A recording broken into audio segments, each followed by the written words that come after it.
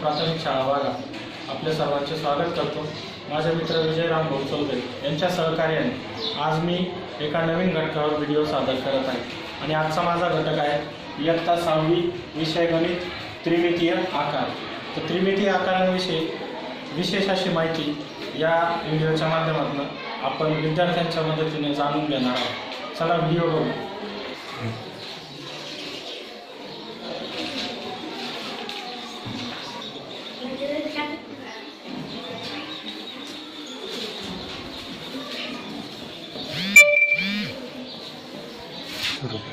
सर्वप्रथम आपण द्विमित आणि त्रिमित या आकारांची थोडीशी उजळणी करूया।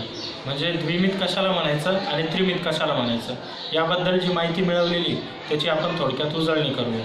या ठिकाणी ही जी मांडणी केलेली या मांडणीकडे जर आपण बघितलं तर याच्यामध्ये मी दोन वस्तू मांडलेल्या आहेत। तर ही जी वस्तू मांडलेली तर हिला आपण वर्तुळ म्हणतो आणि ही जी वस्तू मांडलेली हिला गोल म्हणतो। आता या फळ्याच्या प्रतलाचा जर विचार केला तर हे वर्तुळ प्रतलात पूर्णपणे बसलेलं आहे, त्यामुळे वर्तुळ हे द्विमित आहे। परंतु या गोलाचा जर विचार केला तर ते प्रतलाच्या बाहेर आलेले आहे, त्यामुळे गोलाला तिसरी मिती असून गोल हे त्रिमित वस्तू आहे। म्हणजे प्रतलात पूर्णपणे बसणारी वस्तू की जिला दोन मिती असतात तिला आपण द्विमित वस्तू म्हणतो, आणि प्रतलाच्या बाहेर येणारे आणि तिसरी मिती आवश्यक असणारी वस्तू म्हणजे त्रिमित वस्तू। मग या ठिकाणी आपण बघू शकतो की वर्तुळ हे द्विमित आहे आणि गोल हा त्रिमित आहे। फळ्यावर आता या ठिकाणी मी काही आकार मांडलेले आहेत ज्याला आपण भौमितिक आकार म्हणतो। आपण या ठिकाणी बघू शकतो की आकारांची मांडणी मी कशी केलेली आहे। या आकारांचे मी दोन वेगवेगळे गट केलेले आहेत। तर हे दोन गट आपण बघू शकतो की माझ्या डाव्या बाजूला एक गट दिसतोय आकारांचा हा गट, आणि उजव्या बाजूला एक गट दिसतोय हा गट। तर आता या गटाला आपण चिती आकार म्हणतो आणि या गटाला आपण सूची आकार म्हणतो। मग आता प्रश्न असा निर्माण होतो की चिती कशाला म्हणायचं आणि सूची कशाला म्हणायचं, याला चिती का म्हणायचं आणि याला सूची का म्हणायचं, मग या सगळ्यांचे नावं काय आणि या सगळ्यांचे नावं काय। मग या प्रश्नांची उत्तरे आपण एक एक करून आता शोधू की याला चिती का म्हणायचं आणि याला सूची का म्हणायचं। उदाहरणार्थ या गटातला हा आकार मी आपल्यासमोर दाखवत आहे। याचा जर विचार केला, हा आकार जर जमिनीवर ठेवला तरी हा त्याचा तळ येतो, आणि या तळावर या आकाराच्या ज्या भिंती दिसत आहे या तळाला या कशा दिसत आहे, लंब दिसत आहे।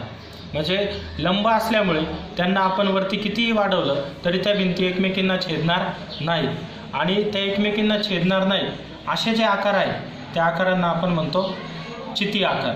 मग प्रत्येक आकारामध्ये आपण या ठिकाणी बघू शकतो, हा जरी आकार घेतला की याचा जो तळ आहे या तळावर ज्या भिंती दिसत आहे आपल्याला यापुढे कितीही वाढवल्या तरी त्या एकमेकांना समांतर राहतील आणि एकमेकांना एका बिंदूत वरती जाऊन छेदणार नाही।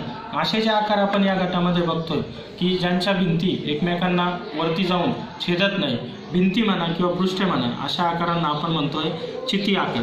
मग हे वेगवेगळे चिती आकार या ठिकाणी आपण बघू शकतो। त्याच पद्धतीने जर या गटामध्ये गेलो तर या गटामध्ये आपल्याला असं चित्र दिसतंय की हा आकार बघा। उदाहरणार्थ की या आकाराच्या ज्या भिंती आहे तळावर उभ्या त्याच्या तळव्यावर उभ्या, तर त्या भिंती पुढे जाऊन एकमेकींना एका बिंदूमध्ये छेदलेला आहे की हा बिंदू आपण या ठिकाणी बघू शकतो की याच्या भिंती एकमेकींना छेदलेल्या आहेत। तसंच आपण दुसरा जरी आकार बघितला या आकारात देखील आपल्याला तेच दिसतंय की तळावर ज्या भिंती उभ्या आहेत त्या एकमेकींना पुढे जाऊन छेदताय एका बिंदूमध्ये आणि सुईसारखं टोक तयार होते, म्हणून या आकारांना आपण म्हणतोय सुईसारख्या टोकाचे आकार म्हणजेच सूची आकार। या ठिकाणी हा आकार जरी बघितला तरी आपल्याला तीच व्याख्या किंवा तीच कृती इथं दिसते की पृष्ठ वरती जाऊन छेदलेले आहे। याच्यामध्ये आपण सुद्धा बघू शकतो की याचे जे उभे पृष्ठ आहे उभे पृष्ठ वरती जाऊन एका बिंदूमध्ये छेदलेले आहे आणि त्याचा एक टोक तयार झालेला आहे, म्हणून आपण यांना म्हणतो सूची आकार, आणि हा जो गट दिसतोय याला आपण म्हणतो चिती आकार।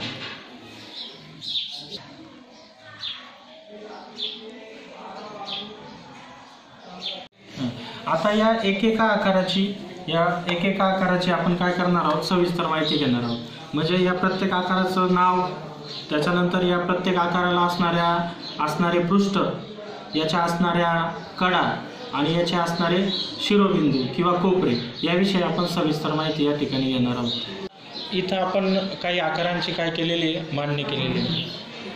सर्वांनी व्यवस्थित लक्ष द्या, समजून घ्या आणि नंतर मग तुम्हाला मी एक कृती करायला देणार आहे याच्यावर. आता या ठिकाणी हा पहिला आकार जो बघतो आपण, हा आकार आहे चिती आकार. कारण आत्ताच आपण काय बघितली, व्याख्या बघितली की चिती आकार कशाला म्हणायचा. याच्या भिंती या तळाला समांतर आहे, छेदत नाही एकमेकांना, म्हणून हा कोणता आकार आहे, चिती आकार. पण चिती आकार जरी असला तरी याला काहीतरी नाव असणार आहे. मग याचं नाव कसं ठरवणार, तर याचा तळ, ज्या तळावर हा आकार उभा आहे तो तळ जर बघितला तर हा कोणता आकार दिसतोय मुलांनो, तळाचा कोणता आकार दिसतोय.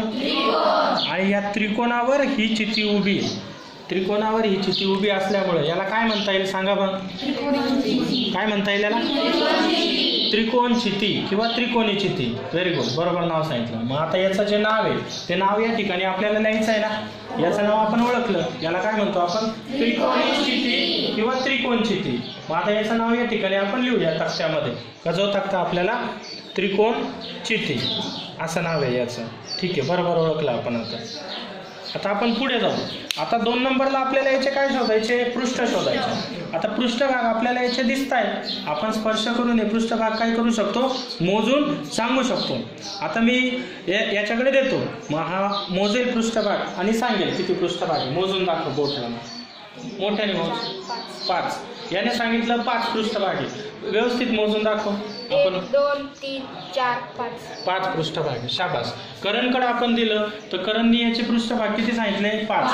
आपण एकदा खात्री करून घेऊ याचे पृष्ठभाग कसे लक्षात ठेवायचे. एक तळाचा पृष्ठभाग, एक वरचा पृष्ठभाग आणि उभे किती पृष्ठभाग, 3. मग उभे 3, वरचा 1 आणि तळाचा 1, असे याचे एकूण किती पृष्ठभाग झाले, 5 पृष्ठभाग. म्हणजे त्रिकोण चितीचे एकूण पृष्ठ किती, 5. या ठिकाणी बघा त्याची नोंद करू आपण. या ठिकाणी काय केली आपण, त्याची नोंद करू. आता पुढचा मुद्दा आहे आपला की आपल्याला याचे काय शोधायचे, शिरोबिंदू. मग आता शिरोबिंदू शोधण्यासाठी आपल्याला याचे कोपरे शोधावे लागतात. आपण बघितलंय त्रिकोणामध्ये कोणामध्ये शिरोबिंदू जर शोधायचा असेल तर कोपरे शोधावे लागतात. मग आपण सगळ्यात पहिले याचे कोपरे मोजू. जेवढे कोपरे येतील तेवढे त्याचे काय असणार आहे, शिरोबिंदू असणार आहे. मग आता मी अश्विनीकडे देतो आणि अश्विनी मला याचे कोपरे किती आहे ते मोजेल आणि सांगेल. बघ मोज अश्विनी, त्याचे कोपरे किती आहे, 1 2 3 3. पुढे 4 5 6 4 5 6. बघा आता अश्विनीने जे कोपरे मोजले त्याची आपण खात्री करून घेऊ किती कोपरे मोजले तिने. वरचे 3 कोपरे 1 2 3 आणि तळाचे किती कोपरे, 3 कोपरे. म्हणजे असे एकूण किती कोपरे झाले याला, 6. मग प्रत्येक कोपऱ्यात एक शिरोबिंदू असतो. कोपरा म्हणजे तो शिरोबिंदू असतो. म्हणजे त्रिकोण चितीला एकूण शिरोबिंदू किती होतील मुलांनो, 6 शिरोबिंदू होतील. शिरोबिंदू किती झाले, 6. आता पुढचा मुद्दा आहे आपल्याला त्याच्या कडा मोजायच्या आहे आणि कडा म्हणजेच बाजू. मग आता आपण याच्या कडा मोजू. ह्या ज्या कडा दिसत आहे अशा कडा याच्या एकूण किती आहे हे मोजायचं आहे आपल्याला. मग या कडा मोजण्यासाठी मी देतोय सानिकाकडे. आता सानिकाकडे मी देतो आणि सानिका किती आहे दिसेल अशा मोजून दाखव. हा कडा 2 3 3 4 5 6 7 8 9. बघा सानिकाला आपण सांगितलं होतं की अशा कडा मोजायच्या आहेत, तिने कडा मोजल्या तर तिने किती कडा सांगितल्या, 9. मग आता 9 कडा आहे का आपण तपासू. बघा वरचा जो त्रिकोण आहे या त्रिकोणाच्या वरच्या 3 कडा, तळाचा जो त्रिकोण आहे या तळाच्या त्रिकोणाच्या 3 कडा आणि उभ्या ज्या भिंती आहे उभ्या भिंतींच्या किती कडा, 3 कडा. म्हणजे वरच्या 3 तळाच्या 3 आणि उभ्या 3 अशा एकूण किती कडा झाल्या, 9 कडा झाल्या. बरोबर. म्हणजे त्रिकोण चितीला एकूण कडा किती, 9 कडा. मग त्रिकोण चितीची आपण घटक जाणून घेतले. आता पुढचा जो आकार आपल्या स्वतः ते आपण आता या ठिकाणी काय करू बघू. मग या आकाराचं नाव ओळखायचं असेल तर याचा पुन्हा तळ बघा. तळ काय आहे त्याचा, चौकोनी. त्यामुळे चौकोनावर उभी आहे ही चिती म्हणून याला काय म्हणतात, चौकोनी चिती. पण हिचा आकार कसा आहे, आकार कशासारखा, विटेसारखा. कशासारखा आकार आहे, विटेला दुसऱ्या भाषेतला शब्द आहे इष्टिका. म्हणून इष्टिका सारखा आकार असल्यामुळे याला काय म्हणतात, इष्टिका चिती. इष्टिका चिती. पण आपण आकाराचा विचार केला तळाचा तर याला काय म्हणतो आपण, चौकोनी चिती. मग आता याचं नाव आपण इथं लिहू, चौकोन चिती. हे बघा या नावाची मी इथं काय केली, नोंद केली. ठीक आहे.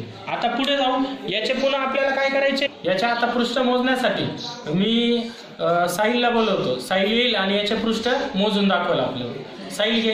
1 2 3 4 5 6.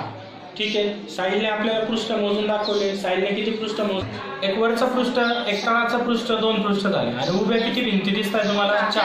म्हणजे असे एकूण किती पृष्ठ झाले त्याला? 6. मग आता याच्या पृष्ठांची नोंद आपण या ठिकाणी करू. 6 पृष्ठे.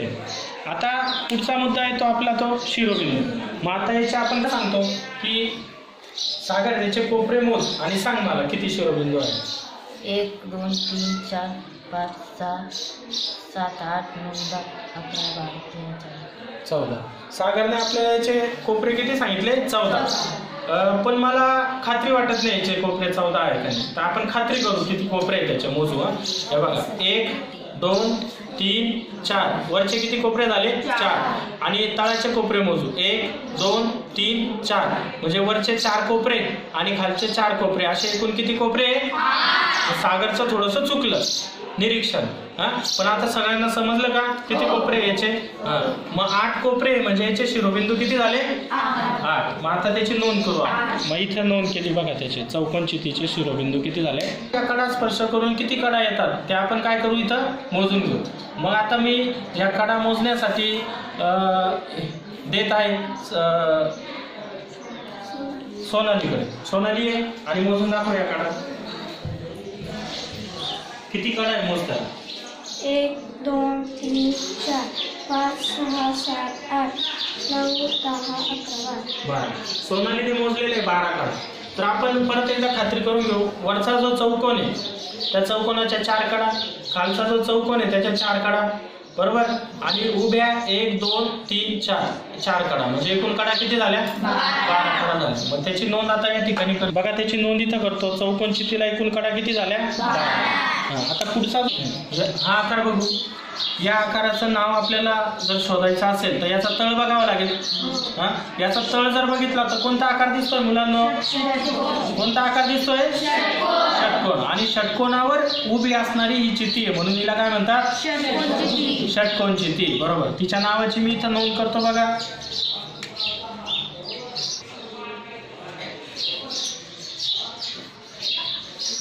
तिच्या नावाची इथं काय केली मी? षटकोन चितीच्या नावाची. तर मी आता ही पृष्ठ मोजण्यासाठी बोलवत आहे पौर्णिमाला. पौर्णिमा ये आणि याचे पृष्ठ मोजून दाखव पटकन ये. पौर्णिमाकडे आता ही षटकोन चिती देतो आणि पौर्णिमा त्याचे पृष्ठे मोजून दाखव. किती पृष्ठ आहे षटकोन चितीला? पृष्ठे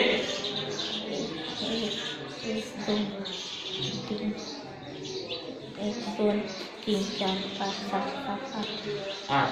ठीक आहे. 1 2 3 4 5 6 7 8. ठीक आहे. तर षटकोन चितीला एकूण किती पृष्ठ आले? 8. बघा त्याची नोंद इथं करतो. आता यानंतर शिरोबिंदूंचा विचार करणार आहोत. शिरोबिंदू म्हणजे याचे कोपरे. मग आता याचे कोपरे मोजवण्यासाठी याचे कोपरे प्रमोदला बोलवतो. प्रमोद ये आणि याचे कोपरे मोजून दाखव. किती कोपरे याला? 3 4 5 6 7 8 9 10 11 12. 12 कोपरे म्हणजे शिरोबिंदू किती येतील त्याचे? 12 शिरोबिंदू येतील. बरोबर मोजले त्याने. आणि यानंतर पुढचा भाग म्हणजे याच्या कडा. मग आता याच्या कडा आपल्याला मोजायच्या आहे आणि सांगायच्या आहे. तर सोनालीला मी बोलवतो की याच्या कडा मोज आणि सांग. अशा कडा सोनाली येईल आणि आता याच्या कडा सांग. कडा किती आहे? 1 2 3 4 5 6 7 8 9 10 11. ठीक आहे. आता सोनालीने कडा मोजले आणि सांगितलं. तर वरच्या किती कडा? षटकोन म्हटल्यानंतर वरच्या किती कडा? 6. आणि तळाच्या किती कडा? 6. एवढंच सांगितलं तिने. पण उभ्या कडा पकडल्या का तिने? नाही. उभ्या कडा किती आहे? 6. मग 6 आणि 6 12. आणि उभ्या किती? 6. म्हणजे एकूण किती कडा झाल्या? 18. एकूण कडा किती झाल्या षटकोन चितीला? 18. अशा पद्धतीने आज आपण त्रिकोण चिती, चौकोन चिती आणि षटकोन चिती यांची नावे, त्यांची पृष्ठे, शिरोबिंदू आणि कडा याची सविस्तर माहिती घेतली. उरलेले जे भौमितिक आकार आहे आणि कडा यांची माहिती आपण काय करणार आहोत? पुढच्या तासाला घेणार आहोत. तर आजच्या तासामध्ये आपल्याला काय समजलं की भौमितिक आकार 2 प्रकारचे असतात. एक म्हणजे चिती आकार आणि दुसरे म्हणजे सूची आकार. मग काही चिती आकारांची जी माहिती आज आपण घेतली याच्यावर आधारित वेगवेगळ्या ॲक्टिव्हिटीज कृती आपण करून घेणार आहोत. आज तुम्हाला संबोध म्हणून ही माहिती या ठिकाणी दिली. सर्वांनी या ठिकाणी सहकार्य केलं याबद्दल सर्वांचे मी आभार मानतो आणि अभ्यासासाठी या घटकाच्या अभ्यासासाठी सर्वांना शुभेच्छा देतो. व्हिडिओ पाहणाऱ्यांचे आभार मानतो आणि याच पद्धतीने व्हिडिओ बघून आपणही वेगवेगळ्या ॲक्टिव्हिटी या ठिकाणी कराव्यात अशा सर्वांना शुभेच्छा देतो. धन्यवाद.